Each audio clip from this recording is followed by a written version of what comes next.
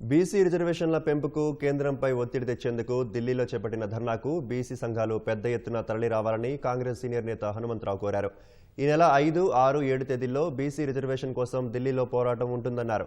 CM Revanth Reddy, Meenakshi నటరాజన్తో పాటు ఎంపీలు, party పెద్దలు ధర్నాలో పాల్గొంటారని తెలిపారు. మొన్నటి వరకు ఎస్సీ, ఎస్టీలపై దృష్టి సారించిన కాంగ్రెస్ ఇప్పుడు బీసీలపై దృష్టి సారించిందని చెప్పుకొచ్చారు. గతంలో ఎన్నడూ లేని విధంగా జంతర్ మంతర్ వద్ద బీసీ ధర్నా నిర్వహిస్తున్నట్లు తెలిపారు.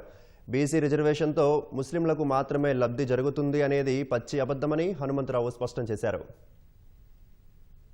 గతంలో 18th సెంచరీలో చదువుకుంటేనే భవిష్యత్తు అని ఆలోచన చేసిన జ్యోతిబా పూలే భార్య సావిత్రి పూలేతో కూడా ఈ కార్యక్రమం స్కూల్ పెట్టినటువంటి వ్యక్తి. అదే అడుగుజాడల్లో ఇవాళ రాహుల్ గాంధీ గారు 21st సెంచరీలో పూర్తి చేస్తా బీసీలకు న్యాయం అన్నప్పుడు అందరు రండ్రా బాబు, ఇక మాటికి ప్రెస్ కాన్ఫరెన్స్ లో ఏదో ఈ దెబ్బ రేపు పార్లమెంట్ లో ఆయన ఏదైతే 9th షెడ్యూల్ ను పెడతారో దాన్ని అధిగమించేసి 50% సీలింగ్ ఎత్తేస్తాను.